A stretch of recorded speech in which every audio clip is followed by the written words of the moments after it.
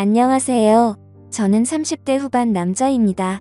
지방 대기업에 다니고 있으며 현재 연봉은 7천 정도로 생활에는 크게 부족하지도 않은 생활을 하고 있습니다. 20대 후반의 주변 사람들의 소개로 지금의 아내를 만나게 되었고 짧은 연애 기간 동안 마누라가 임신을 하게 되어 결혼까지 하게 되었습니다. 저희 마누라가 사실 인물이 좀 많이 괜찮습니다. 젊을 때부터 길거리에서 캐스팅 제의가 올 정도로 미모가 훌륭했었고 처음 소개를 받고 대시할 때 무진장 무시당했었습니다. 그나마 제가 직업이 괜찮아서 연애까지 이어졌었던 게 아닐까 생각을 하고 있습니다. 결국에는 승부욕이 발동되어서 노예가 따로 없다 싶을 정도로 매일같이 정성스럽게 연락하고 선물하고 또 만나게 되면 수십만 원짜리 밥을 사주고 그렇게 미친 듯이 끝까지 매달려서 저는 지금의 아내와 연애를 시작하게 되었습니다. 그렇게 연애를 하고 몇 개월도 지나지 않아 관계를 가지던 중 피임에 실패를 하게 되었고 저는 결혼을 마음먹었기에 화가 난 아내를 겨우 설득시켜서 임신 4에서 5개월 차에 결혼을 하게 되었습니다. 생각은 했지만 결혼 이후에 부부 관계가 참 순탄치가 않았습니다. 나 때문에 자기 인생을 망쳤다며 매일같이 저를 가만히 두지를 않았습니다. 가끔씩은 술을 마시고 폭력도 행사했습니다. 여자가 때린다고 얼마나 아프겠냐마는 그래도 저는 자존감이 너무 낮아졌습니다. 그래서 그렇게 아내가 화를 내고 짜증을 부리는 때이면 잠시 풀어줄 수 있는 방법이 비싸고 좋은 곳에서 분위기 좋은 외식이나 선물을 해주는 것이었습니다. 그렇게 하면 잠시는 풀렸는데 그게 또 오래가지는 못했습니다. 그렇게 저는 호구 같은 생활을 이어나가고 있었고 결혼을 한 뒤 아이를 낳고 나서부터는 아내와의 잠자리가 소홀해지기 시작했습니다. 아내는 이런저런 이유를 대더라고요. 아이 때문에 못한다. 살 빼오면 해준다. 피임 안 하면 안 된다. 결국 저는 결혼을 하고 나서 아내와의 관계를 이런저런 이유로 하지 못했습니다. 그래서 아내와 대화를 나누었고 고민 끝에 피임기구를 시술했습니다. 하지만 그렇게까지 했음에도 아내는 관계를 거부했습니다. 진짜 결혼 이후에 1년에 겨우 한두 번 할까 말까였습니다. 혼자서 해결하는 것도 하루 이틀이지. 제가 이렇게 무시받고 천대받으려고 결혼을 했나 싶고 스스로가 한심하기도 했습니다. 그렇다고 저는 아내를 두고 바람을 필 생각은 전혀 하지를 않았습니다. 어린 시절 부모가 이혼하시고 병든 아버지를 봉양하며 호련단신 고아처럼 살면서 가족이나 가정에 대한 소중함을 누구보다도 잘 알고 절실했었기에 저는 그럴 수가 없었습니다. 그리고 여자 나오는 술집에 2차도 안 갔습니다. 결코 저는 단 한 번도 한눈 팔지 않았습니다. 그렇게 저는 집과 회사를 왔다 갔다 하며 기계 같은 삶을 반복하며 살았습니다.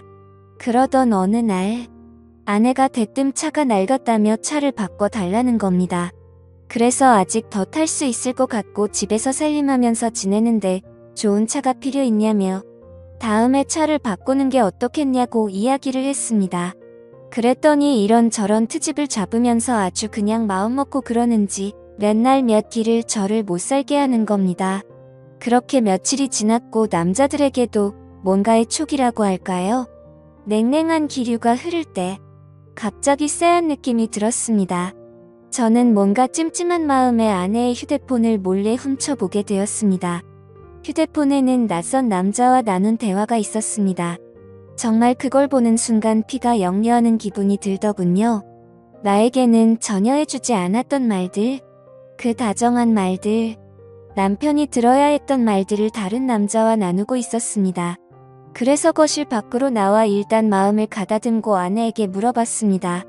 내가 아내의 휴대폰을 들이밀면서 이 남자 누구냐고 물었습니다.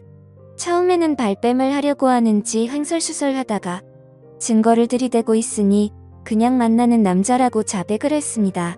정말 그 말을 듣는 순간 망치로 머리를 맞은 기분이 들었고 손이 덜덜 떨리더라고요. 제가 다시 물었습니다. 그러니까 그게 누구냐고. 그러자 아내는 저의 절친인 친구의 이름을 말하더군요. 정말 믿어지지 않았고 도저히 현실인지 꿈인지 구분이 안 갈 정도로 큰 충격을 받게 되었습니다. 그래서 지금 내 친구와 바람핀 거 맞냐? 잠자리까지 가진 거 맞냐고 하니까 잠시의 정적이 흐른 뒤에 맞다고 말을 하더라고요. 어떻게 이런 상황이 만들어진 거냐고 물어보니 제 친구와 아내는 평소 사소한 연락을 주고받았고 처음에는 별다른 감정이 없었고 식사나 하려고 만났는데 제 친구의 제안으로 그날 함께 술을 마셨고 사고를 쳐버렸다고 말하더군요. 저는 그 당당한 모습에 너무 미친 듯이 화가 났고 결혼 후 처음으로 아내에게 욕을 퍼부었습니다. 그리고 주방에 있던 가위를 들고 머리카락을 다 자르려고 하다가 몇 가닥 잘리는 거 보고서 그 순간만큼은 이건 아니다 싶어서 그만두었습니다. 저도 저를 통제할 수 없을 지경이었습니다. 아내와 친구에게 배신당한 저는 너무나 분하고 억울하고 울었습니다. 집과 회사를 반복하며 힘들게 가정을 위해서 살았던 내가 정말 분했습니다. 집사람한테 욕을 하고 결혼 후 처음으로 집안에 있는 물건도 부셨습니다. 제 친구였던 그 더러운 놈에게 전화해서 다짜고짜 욕을 했더니 알게 됐냐며 미안하다고 말하더니 전화를 끊고 휴대폰을 끄더군요. 저는 너무 화가 나서 아내 보고 얘 보라고 이렇게 전화 끊고 잠수 타버리는 놈이라고 그 더러운 자식을 만나러 가자고 앞장서라고 했습니다. 이런 놈이 마음에 들면 같이 가서 이야기하고 당장 이혼하자고 했습니다. 그랬더니 집사람은 결혼 후 처음으로 저한테 미안하다라는 말을 합니다. 저는 그동안 수백 번 했던 미안하다라는 말을 했는데 집사람한테는 처음 이 말을 들었습니다. 그 흔한 미안하다라는 말을 왜 바람핀 것 때문에 들어야 될지 몰랐습니다. 휴대폰을 뺏어서 다시 봤습니다. 그 사이 전화 목록, 메시지 내용, 카톡 등등 전부 다 지워버렸더군요. 저는 도저히 집에 있다가는 큰 사고를 칠 것 같아서 일단 집을 나갔고 당장 한때는 절친이었던 친구네 회사로 찾아갔습니다. 그때까지도 그 놈은 휴대폰을 꺼놓고 있더군요. 그 놈의 회사 로비에 도착하자마자 이름을 외치면서 소리를 질렀습니다. 그러자 경비를 보시던 분들이 뛰어오더니 무슨 일이냐며 침착하라고 저를 타이르더라고요. 저는 그놈의 이름을 말하면서 당장 내 앞으로 데리고 오라고 안 그러면 이 회사 다 엎어버리겠다고 말했습니다. 그러자 로비에서 친구에게 연락을 했고 한참이 지나서야 쭈뼛쭈뼛 내려오더라고요. 제 친구 대학 시절 만나게 돼서 알게 됐는데 정말 둘도 없는 친구라고 생각했었습니다. 외모도 준수하고 여자들에게 항상 인기가 많았던 친구였습니다. 그런데 설마 친구의 아내에게까지 이따위 짓을 하리라곤 상상조차 못했습니다. 저는 그놈의 얼굴을 보자마자 주먹을 날려버렸습니다. 사람들이 깜짝 놀라서 말리려고 달려왔고 그놈은 그냥 친구랑 문제가 있다면서 괜찮다면서 저를 데리고 휴게실로 데리고 가더군요. 네가 사람 맞냐고 어떻게 친구 아내와 그따위 불린 짓을 하고 이따위로 전화 끊고 잠수 타면 다 해결될 줄 알았냐라고 물었습니다. 그러자 그놈은 정말 죽을 만큼 힘들었고 자신도 자신의 마음이 통제가 안 되었다고 무릎을 꿇고 빌더라고요. 본인도 처음에는 그런 감정이 없었는데 술김에 사고를 쳤고 그때부터 자신의 감정이 컨트롤이 되지 않았다고요. 그래서 저는 이 재수씨도 이 사실 아냐고 물었고 제발 한 번만 비밀로 해달라고 말하더군요. 정말 어처구니가 없지 않습니까? 친구 아내를 데리고 그딴 짓을 한 놈이 자신의 가정은 지키고 싶었나 봅니다. 전 그 자리에서 그놈 아내에게 전화해서 이 사실을 다 말해줬고 앞으로 평생 내 눈에 띄지 말라고 말하고 인연을 끊어버렸습니다. 그렇게 하고 집에 들어오니 저녁이 다 되어 있더군요. 근데 집사람이 갑자기 돌변을 했더군요. 그 사람 회사까지 찾아갔냐며 그냥 그 친구와의 관계도 다 끝났다면서 갑자기 또 큰 소리를 칩니다. 너 이거 하나 때문에 앞으로 내 위에 서려고 하지 마라. 딱 이런 자세로 저에게 그대로 이야기했습니다. 그러면서 당당하게 짐을 싸서 친정으로 가더군요. 몇 시간 후 장모님이 전화가 옵니다. 자기 딸이 왜 집으로 왔냐고 물어봅니다. 저는 엄마 없이 자라서 장모님을 어머님이라고 불렀고 정말 친어머니 못지않게 모시고 아끼면서 어머님을 모셨습니다. 저는 있었던 사실을 이야기했습니다. 그랬더니 장모님 첫마디가 왜 휴대폰을 뒤져서 이 사단을 만드냐, 자네 친구도 문제다, 왜 그런 친구를 사귀어서 이런 상황을 만드냐 이렇게 말하더라고요. 꼭지가 돌았습니다. 정말 친어머니처럼 모셨고 그렇게 저를 아끼시던 분이 어떻게 이런 상황에 저런 말씀을 하실 수가 있을까 도저히 이해가 되지 않았습니다.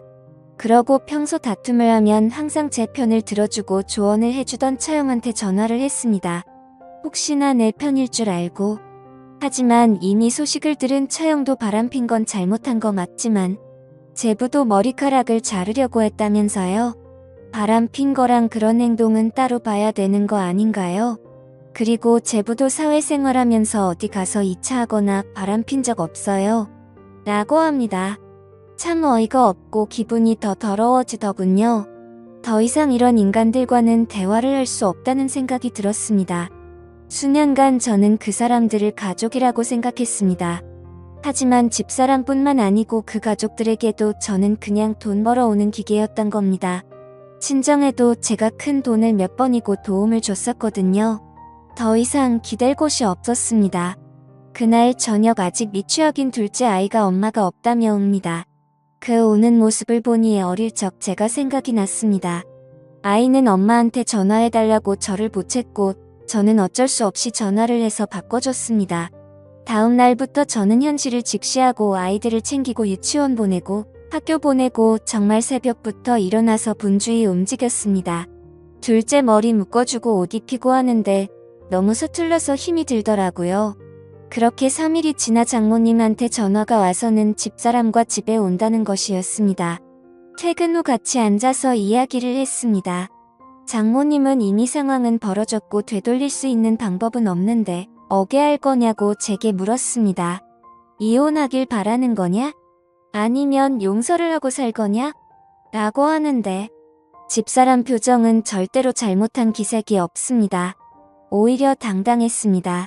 저는 그 모습을 보니 오만정이 다 떨어졌지만 아이들이 옆에서 철없이 웃고 장난치고 있는 모습을 보니 마음이 약해집니다. 제 어릴 적 모습이 생각나고 우리가 헤어지게 되면 내 자식들도 나처럼 어린 시절을 보내야 하는 거 아닌가 싶고 정말 미칠 것 같았지만 고민하고 또 고민을 했습니다. 저는 한참의 고민을 하고 나서 집사람에게 각서를 쓰자고 했습니다. 그랬더니 아내는 자기도 나한테 원하는 내용의 각서를 쓴다고 합니다. 그래서 내가 원하는 내용을 일단 적었습니다.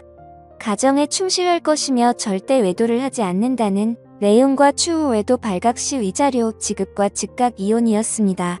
집사람도 나에게 원하는 걸 적었습니다. 양말, 팬티 뒤집어 놓지 않기, 옷 빨래통에 넣기, 상대방 무시하지 않기 등이었습니다. 외도와 양말이 동급 취급당하면서 장모님도 나보고 생활을 똑바로 안 했기 때문에 자기 딸이 그렇게 되었다며 동급 취급합니다. 각자 각서를 다 적고 사인을 하고 일상으로 돌아가기 위해 노력했습니다. 집사람과 합방을 하기 위해 작은 애와 방을 분리시키기 위해서 작은 애 방을 꾸몄습니다. 하지만 집사람은 다시 안방으로 들어오지 않았습니다. 그렇게 그런 사건이 일어난 지도 벌써 1년이 흘렀습니다. 그 1년 사이에 가해자와 피해자가 누구인지 구분이 안 갈 정도로 예전과 똑같은 삶을 살고 있습니다.